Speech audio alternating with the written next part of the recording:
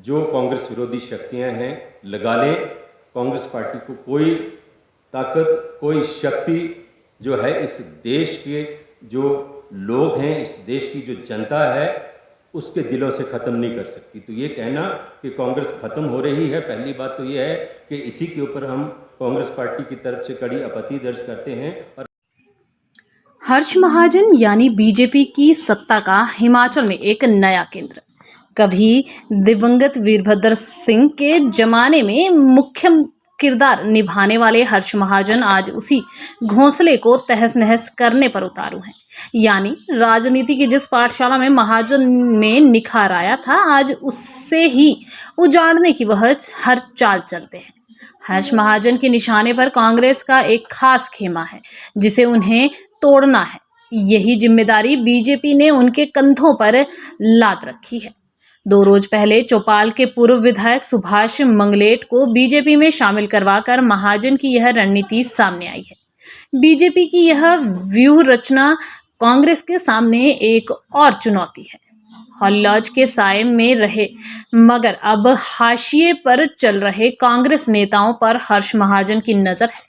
मंगलेट से पहले भी हर्ष महाजन इसी गुट के 3 चर्चित नेताओं को बीजेपी में ला चुके हैं। इनमें सुधीर शर्मा, राजेंद्र राणा और इंद्रदत्त लखनपाल शामिल हैं। हालांकि कांग्रेस ने भी 2 पूर्व विधायकों गगरेट के राकेश कालिया, आनी से किशोरी लाल, बीजेपी के सुजानपुर से पूर्व प्रत्याशी कैप्टन रंजीत राणा जैसे कुछ नेताओं को अपने साथ मिलाकर पलटवार करने का प्रयास किया, मगर हर्ष का सहारा लेकर बीजेपी दल बदल कर वाने में कांग्रेस से आगे निकल गई है। पूर्व दिवंगत सीएम वीरभद्र सिंह ने हमेशा हर्ष महाजन को खास तवज्जो दी। हर्ष खुद चुनावी राजनीति छोड़कर हॉली लॉज से ही वीरभद्र का सारा चुनावी प्रबंधन संभालते थे, मगर वीरभद्र सिंह के देहांत के बाद हर्ष की हॉली लॉज से निभी नहीं, जिसके बाद वह पिछले विधानसभा चुनाव से पहले ही बीजेपी के लिए हो गए।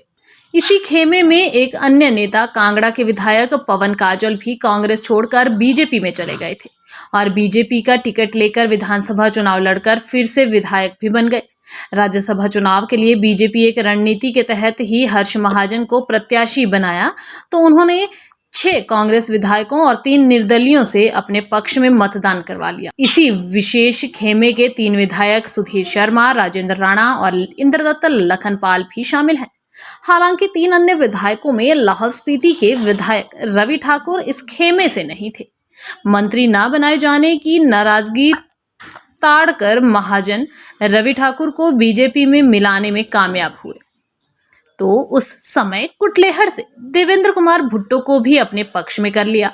अब कभी वीरभद्र सिंह के नजदीकी रह चुके सुभाष मंगलेट को बीजेपी में शामिल कर लिया। यानी हर्ष महाजन हिमाचल में कांग्रेस के लिए बड़ा खतरा हुए हैं। यही हर्ष महाजन बीजेपी में शामिल होने से पहले कांग्रेस में हाशिए पर पड़े हुए थे। आज वह राज्यसभा में भी हैं, तो अमित शाह की आंखों के नूर बने हुए हैं। कांग्रेस को बचाना है तो बस हर्ष महाजन से।